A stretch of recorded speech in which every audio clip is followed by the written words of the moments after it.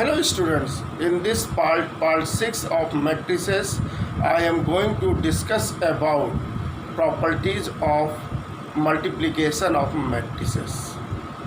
Last part में मैंने आपको मल्टीप्लिकेशन ऑफ मैट्रिसेस बताया था, ठीक है। आज हम लोग इस पार्ट में उसकी प्रॉपर्टीज़ पर डिस्कशन करेंगे। मैं जितनी चीज़ें आपको बता रहा हूँ उसको कहीं नोट ज़रूर करते जाइए। This is very beneficial for you. Clear? Now moving ahead, properties of multiplication of matrix या matrices. First one, closure property. Closure property means the product of two matrices is a matrix.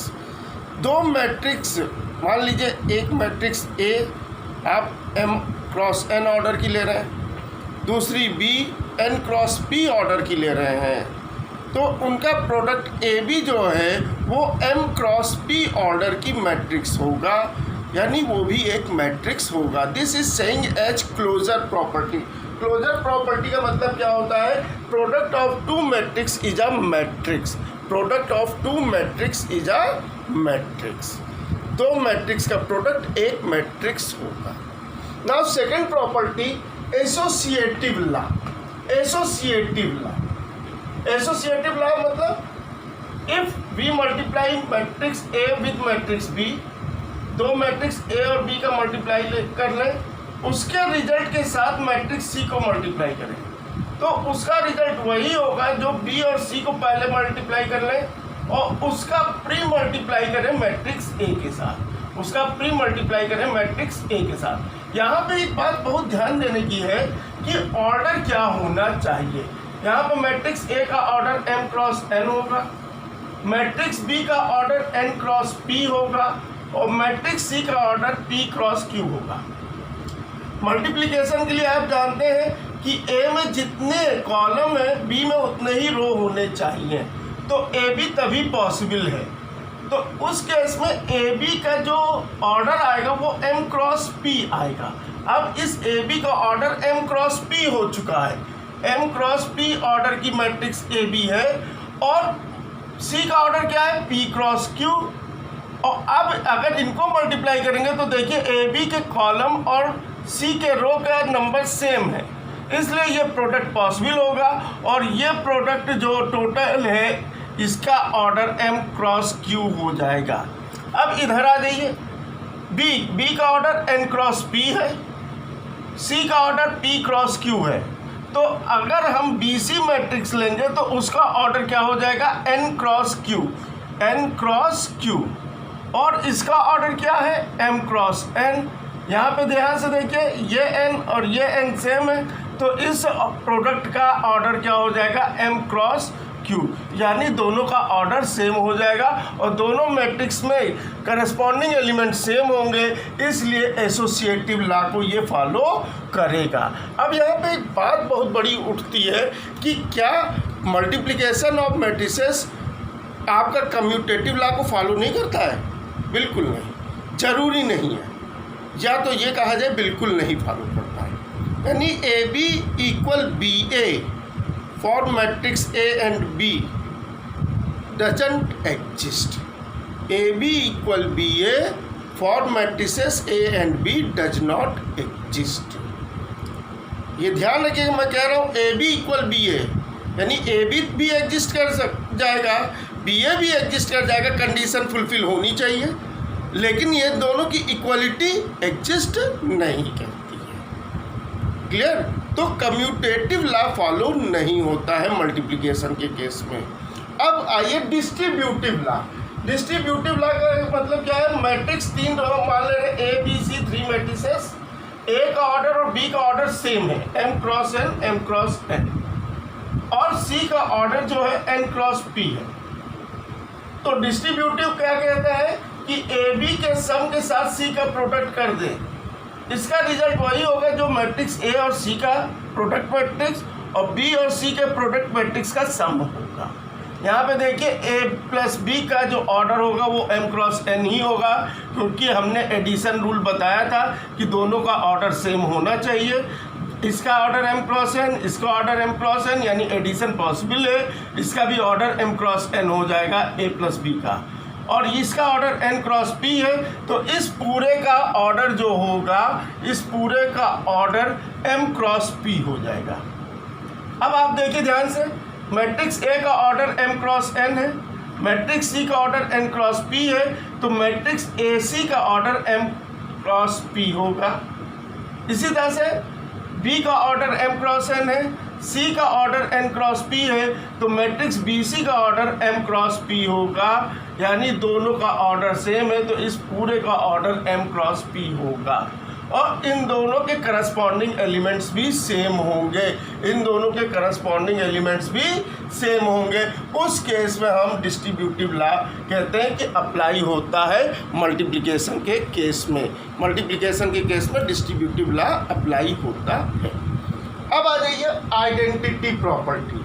Identity property का मतलब क्या है, कोई square matrix A है, ध्यान रखिएगा square matrix, किसी स्क्वायर मैट्रिक्स ए को आइडेंटिटी मैट्रिक्स से मल्टीप्लाई करते हैं, ठीक है। स्क्वायर मैट्रिक्स ए का आइडेंटिटी मैट्रिक्स से मल्टीप्लिकेशन ले लें, या आइडेंटिटी मैट्रिक्स का स्क्वायर मैट्रिक्स से मल्टीप्लिकेशन ले लें। ये ध्यान रखिएगा दोनों का ऑर्डर सेम होना चाहिए। Order of matrices A and I R same, let it be n cross n, यानी n ऑर्डर के स्क्वायर मैट्रिक्स है, तो इनका प्रोडक्ट भी n ऑर्डर का स्क्वायर मैट्रिक्स होगा, ये भी product square matrix n order का होगा, और वो मैट्रिक्स A ही रिजल्ट देगा।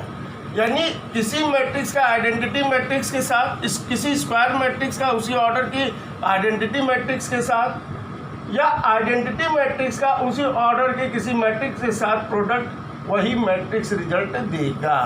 ये प्रॉपर्टी बहुत इंपॉर्टेंट है, आगे बहुत यूजफुल रहेगी, ये ध्यान रखिएगा। अब ये तो बात रही प्रॉपर्टीज़ की मल्टीप्लिकेशन के केस में। अब हम लोग एक बहुत इंपॉर्टेंट थिंग पढ़ने जा रहे हैं, transpose of a matrix.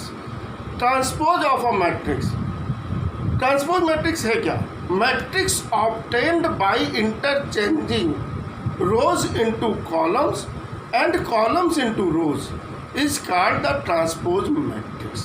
Suppose कोई मैट्रिक्स A है, Aij m cross n order की। अब आप I और J के बारे में अच्छे से जानते हैं। I की वैल्यू क्या है, ग्रेटर देन और इक्वल टू 1, लेस देन और इक्वल टू m। J की वैल्यू ग्रेटर देन और इक्वल टू 1, लेस देन और इक्वल टू n।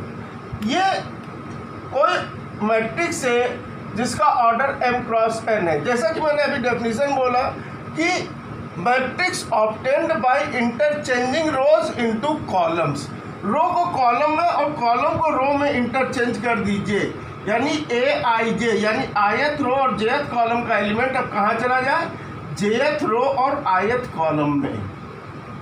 तो उससे क्या होगा, मैट्रिक्स का ऑर्डर भी इंटरचेंज हो जाएगा। अब वो n क्रॉस m ऑर्डर का मैट्रिक्स हो जाएगा, और उसे किससे डिनोट करेंगे, एक ट्रांसपोज, यानी a के ऊपर t लगा दीजिए, a to the power t ना कहिएगा, इसे a t या a डैश से आप रिप्रेजेंट कर सकते हैं।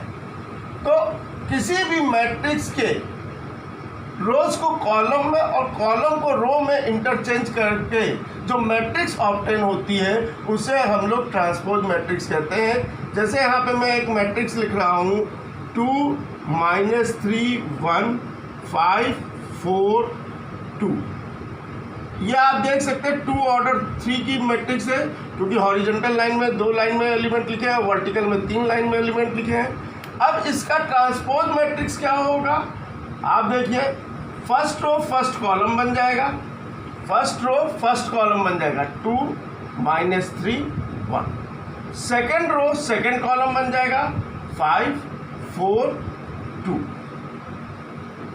अब आप ऑर्डर देखिए, हॉरिजॉन्टल में 3 लाइन में एलिमेंट्स लिखे हैं और वर्टिकल में 2 लाइन में, यानी ऑर्डर हो गया 3 क्रॉस 2। यानी यही मैट्रिक्स क्या कहलाएगा, इस मैट्रिक्स का ट्रांसपोज मैट्रिक्स कहलाएगा। matrix obtained by interchanging rows into columns and columns into rows is called the transpose of matrix. अब इसके भी कुछ प्रॉपर्टीज हैं. पहली प्रॉपर्टी, जैसा कि अगर आप लोग ध्यान दें तो मैंने फंक्शन में पढ़ाया था इन्वर्टिबिलिटी के केस में, किसी फंक्शन के इन्वर्स का इन्वर्स फंक्शन वही फंक्शन होता है. Same sort of property over here, किसी मैट्रिक्स के ट्रांसपोज का ट्रांसपोज मैट्रिक्स वही मैट्रिक्स होता है. Transpose of a matrix is the matrix itself.